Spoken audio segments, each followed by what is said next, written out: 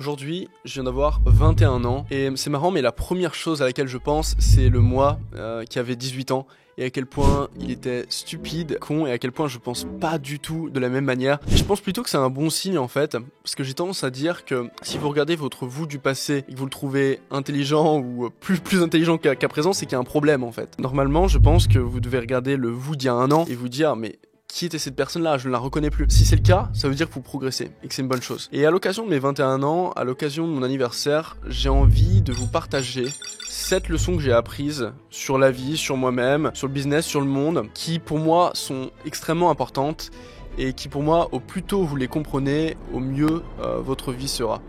Numéro 1, la vie t'offre des signes.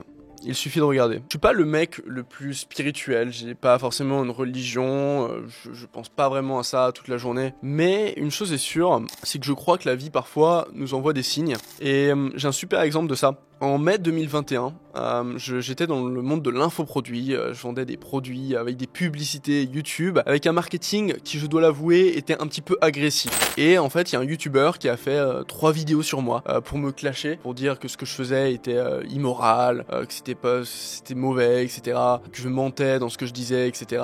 Il a fait 800 000 vues, ce YouTuber-là. Et c'est vrai que sur le moment, je me disais, ah, mais en fait, je m'en fous, ce mec-là, il est bête, peu importe ce qu'il raconte, en fait, ça change rien à ma vie, moi, je préfère avoir ma vie que sa vie, etc. Mais j'ai compris plus tard, avec le temps, et c'était pas immédiat, qu'en fait, c'était peut-être une leçon en fait. Peut-être que le mec était bête, etc. Peu importe, c'est pas la question. En fait, peut-être que c'est une leçon que mes business, je devais les faire de manière plus long terme, moins agressive dans le marketing, pour ensuite avoir des résultats plus long terme et éviter ce genre de problème-là.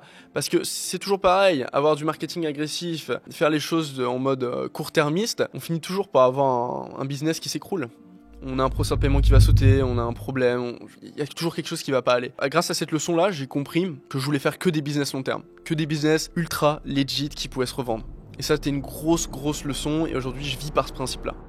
Numéro 2, s'entourer de gens qui sont pas d'accord avec toi. Ça, c'est, je pense, une des leçons les plus importantes. C'est que j'ai remarqué au fil de ma vie que toutes les personnes, les amis qui sont toujours d'accord avec nous, qui vont toujours nous caresser dans le sens du poil, mais c'est bien, t'inquiète, machin, etc. C'est toujours des traîtres en fait. C'est jamais des personnes que t'as envie de garder avec toi jusqu'à la fin de ta vie en fait. Moi, les personnes que j'ai trouvées comme étant les plus honnêtes, transparentes et en fait avec qui tu peux avoir des vraies relations intéressantes, qui vont t'apporter quelque chose, te faire grandir, etc. C'est les gens qui te contredisent. C'est les gens, ils sont en face de toi, ils vont te dire tu fais n'importe quoi, ce que tu racontes c'est n'importe quoi, je suis pas d'accord avec toi. Je pense vraiment que le fait qu'une personne te dise je suis pas du tout d'accord avec toi, c'est un super bon signe. Ça veut dire qu'elle a pas peur de te froisser, ça veut dire qu'elle va te dire les vraies choses quand il faudra entendre les vraies choses. C'est quelque chose de super important et c'est pour ça qu'aujourd'hui les gens que je respecte, les gens qui sont proches de moi, c'est des gens qui peuvent me contredire et qui parfois me disent mais en fait c'est n'importe quoi ce que tu racontes. Et en fait c'est pas que je suis sadomaso et que j'adore quand on me contredit, c'est juste qu'en fait forcément ça t'enrichit. Si t'as des gens qui sont tout le temps d'accord avec toi, tu restes dans ton billet de confirmation. T'es toujours là avec des gens qui vous rabâchez la même chose, c'est comme ça que le monde est, c'est comme ça que le monde est. Mais en fait si tu rencontres des gens et que tu es en contact avec des gens qui sont pas d'accord avec toi, mais ça te fait grandir à fond. Il y a 1 milliard de sujets sur lesquels j'ai changé en étant ami avec des gens qui sont pas d'accord avec moi. Et l'opposé est semblable. J'ai fait changer d'avis à certaines personnes qui étaient pas du tout d'accord avec moi à la base. Et je pense que c'est ça en fait l'intérêt d'avoir des relations dans la vie, c'est de grandir quoi. Et donc mon filtre maintenant il est simple. Si la personne est toujours d'accord avec moi, si la personne est toujours là à me caresser dans le sens du poil, je ne lui fais pas confiance et ce sera pas une personne proche dans ma vie.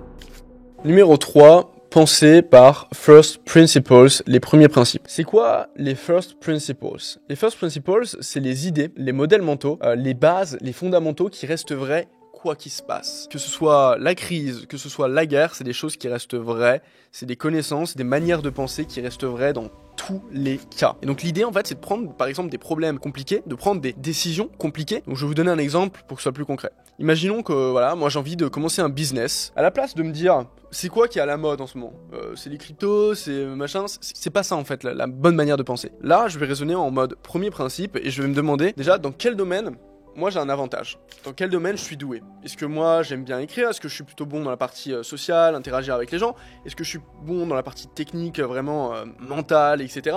Et en fait, à partir de ça, on va déjà déterminer quelles sont les opportunités qu'on va pas choisir en fait. Par définition, si vous détestez écrire, ne devenez pas copywriter. C'est pas une bonne idée. Vous allez jamais rentrer dans le top 0,1% pour obtenir en fait les plus grosses récompenses, parce que dans la société actuelle, quand on est dans le 0,1%, c'est là où on gagne tout en fait. Et donc vous allez jamais être dans le 0,1% en détestant écrire à la base, ou en étant mauvais à l'écrire à la base. Donc déjà ça c'est super important. Donc vous voyez que juste avec cette question-là, on repart aux bases. On se demande pas qu'est-ce qui est à la mode, on se dit ok, par rapport à moi, qu'est-ce qui va entre guillemets faire le plus sens. On peut aussi se demander, est-ce que cette industrie dans laquelle j'ai envie d'entreprendre sera toujours là dans 20 ans? Est-ce qu'elle est en croissance? Est-ce que c'est une industrie prospère? Ok, oui, non. Si on sait que le truc va s'écrouler dans 5 ans, est-ce que c'est une bonne idée? Peut-être pas. Est-ce que ce business me plaît? Est-ce que je me vois faire ça pendant plusieurs années? Parce que souvent, quand on commence un business, on signe pour plusieurs années. Donc si vous détestez, comme j'ai dit juste avant, le business, ça va pas le faire. Ça va pas être une bonne idée en fait. Ensuite, on a une question qu'on pourrait se poser aussi, c'est est-ce qu'il y a une meilleure opportunité que je pourrais suivre, qui me rapporterait plus ou qui me ferait monter en compétences plus rapidement? Et voilà, c'est pour ça que quand il faut prendre une décision importante, quand il faut faire un choix, quand il faut résoudre un problème, il faut arriver à retourner aux bases. Et si vous voulez en savoir plus sur ce domaine-là, qui est pour moi passionnant, il y a un blog qui s'appelle fs.blog, et là-bas, il va répertorier tous les first principles et tous les modèles mentaux, et c'est une mine d'or d'informations. Moi, quand je lis ça, je suis époustouflé par l'intelligence des propos. 4. Si tu penses long terme, tu gagneras forcément quoi qu'il se passe au bout d'un moment. Clairement, on vit dans une société où c'est la gratification instantanée. On est là sur TikTok, on est là le porno, on est là McDonald's. Vraiment, on veut obtenir des résultats rapides. Et en fait, quand on y pense, la différence entre les gens qui ont des résultats et les gens qui ont pas de résultats, c'est uniquement ça. Il n'y a pas autre chose.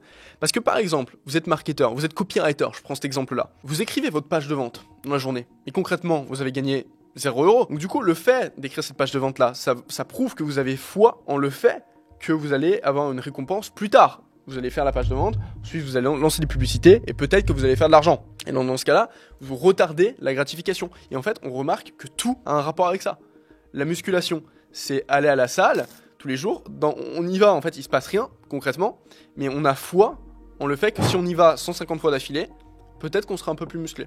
Et en fait, c'est juste ça. Ça s'appelle retarder la gratification. Et dans la société actuelle, c'est un avantage injuste de penser long terme, de penser à 5 ans, à 10 ans. Il y a presque personne qui peut le faire.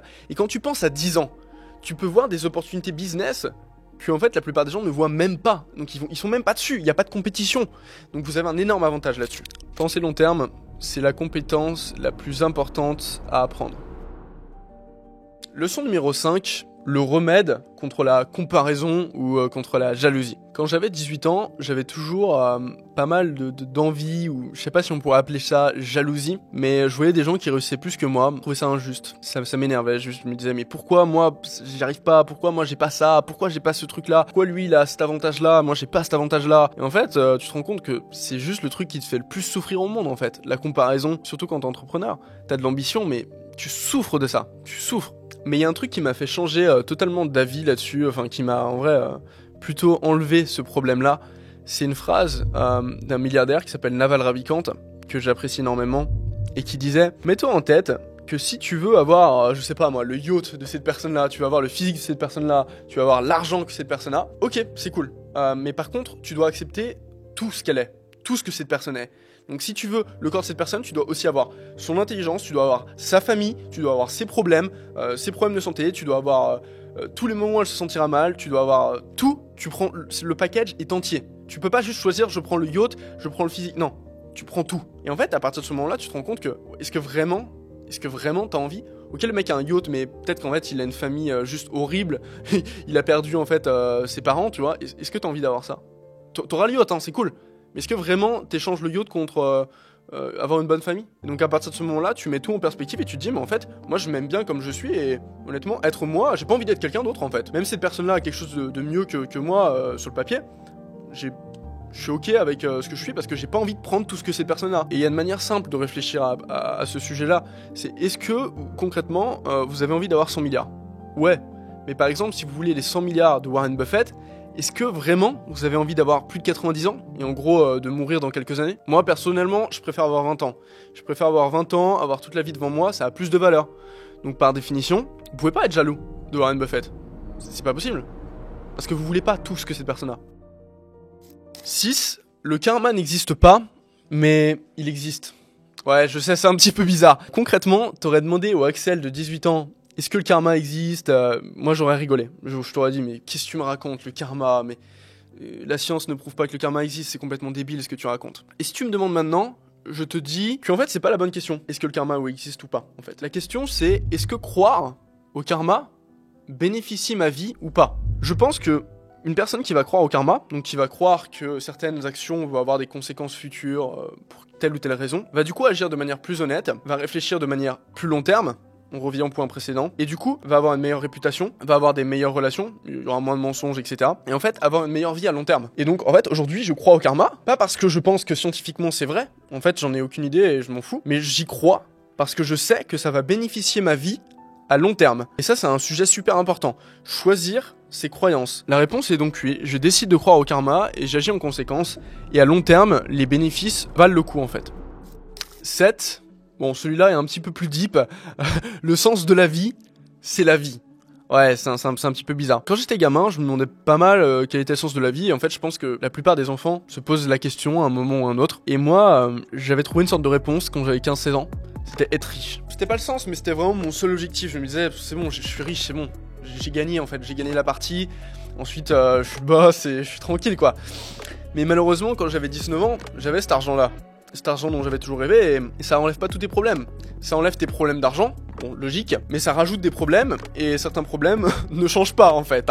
Par exemple, ta santé ne va pas changer, tes relations avec les gens ne vont pas changer grâce à ça. Et après avoir passé une bonne année d'introspection à me demander, bon, en fait, qu'est-ce que je fous maintenant? Maintenant que j'ai de l'argent, concrètement, c'est quoi le sens de cette vie-là? Qu'est-ce que je fous, en fait? Dans cette année d'introspection, en fait, je me suis rendu compte, je me suis posé la question de quels étaient les moments où j'étais vraiment bien, j'étais vraiment heureux, ça faisait sens. Mais en fait, c'était pas forcément les moments où j'avais le plus, c'était les moments où j'étais chez moi, 17 ans, toujours en France, que je me levais à 5h du matin, que j'allais faire un footing dans la rue à 5h du matin, que j'allais prendre le petit déjeuner parfait, que j'allais travailler pendant des heures et des heures ultra concentré, et il y avait un challenge, etc. Et en fait, pourquoi cette période-là était très positive? Et pourquoi j'appréciais énormément cette période? Parce qu'en fait, j'avais un sentiment de progrès énorme, j'avais un challenge relativement élevé, et je me suis rendu compte que ça avait beaucoup de similitudes avec le jeu vidéo. Le jeu vidéo, tu commences ta partie, le premier niveau est plutôt facile. Mais plus t'avances, plus ça devient challengeant. Et pourquoi c'est comme ça? Parce que sinon le jeu serait chiant. Si dès la première partie c'est ultra dur, bon c'est un petit peu chiant. Et si en fait ça monte pas en niveau, bon on se fait chier, ça sert à rien. Donc c'est un petit peu ça que j'avais quand j'avais 19 ans et l'argent. Ça montait pas en niveau, il y avait pas de challenge, c'était comme ça. Et donc du coup j'ai compris que je devais un petit peu jouer à la vie comme un jeu vidéo. C'est-à-dire le voir d'une manière, voilà, je chope des skills, des compétences, de l'expérience, je monte les niveaux, on explore le monde, tu vois, c'est un petit peu la carte dans un jeu vidéo, c'est un petit peu cette métaphore-là. Et aussi, surtout, quel est le sens en fait du jeu vidéo? Pourquoi les gens jouent aux jeux vidéo? C'est une bonne question. On pourrait dire certains jouent pour échapper à la réalité, mais concrètement, les gens jouent aux jeux vidéo parce que c'est cool en fait. C'est agréable, la sensation elle est bonne. On y joue juste pour y jouer. En fait, il n'y a pas besoin de trouver une raison métaphysique. Et pour moi, c'est exactement pareil en fait pour la vie. Pourquoi tu joues entre guillemets? Pourquoi tu vis en fait? Bah, parce que tu vis en fait. C'est cool. Juste le fait de vivre en soi est déjà un but. C'est déjà quelque chose de très cool. Donc il n'y a pas besoin d'aller plus loin, je pense.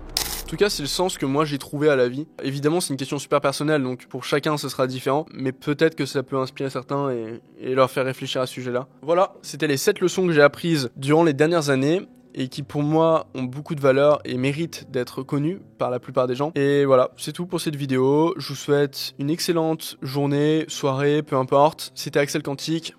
Ciao.